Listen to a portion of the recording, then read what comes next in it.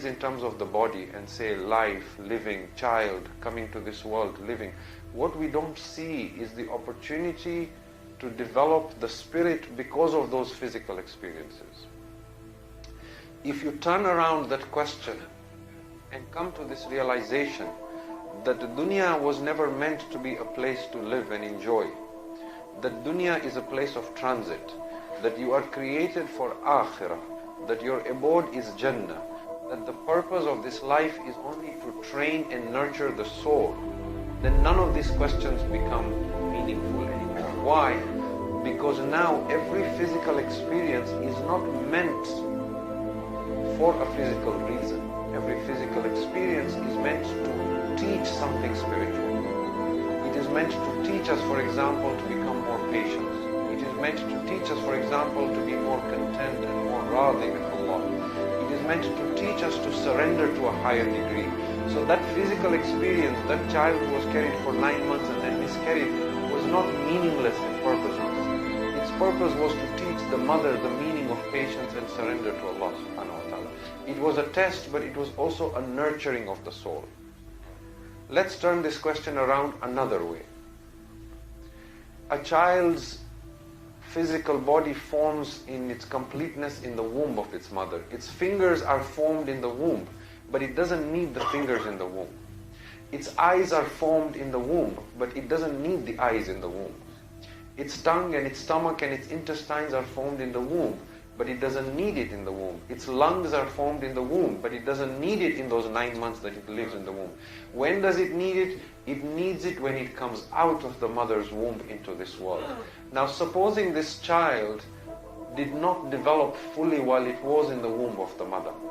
Supposing this child's fingers were not formed, or supposing this child's lungs were not formed, or supposing, waliyadu billah, this child's eyes were not formed.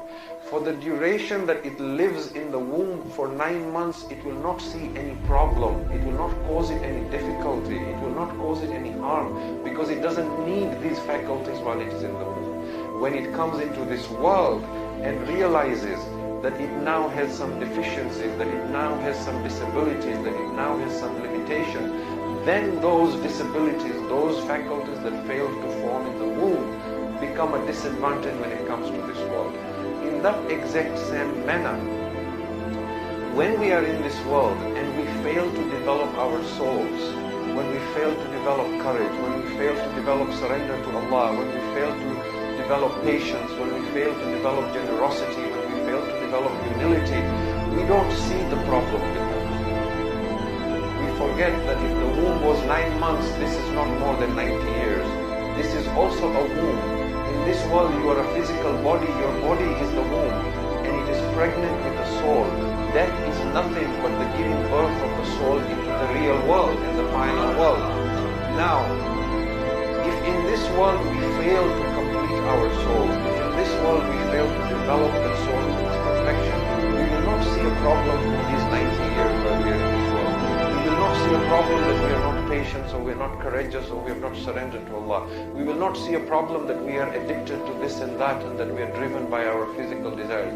Where will we feel this problem and this limitation and this disability? In the next world. When we come to the next world and Allah says, now go into Jannah, we will not be able to enter Jannah because we lack those qualities that are required for one who has to live in Jannah. And therefore, just as the womb is only a temporary place where the main focus is to complete the development of the fetus so that it can live a healthy life in this world, the purpose of this life is not to eat and drink and sleep and enjoy and indulge in distractions and enjoy materialism. The purpose of this life is to let the soul develop to its completion. So anything that teaches the soul and helps it develop is good for the soul, even if at a physical level it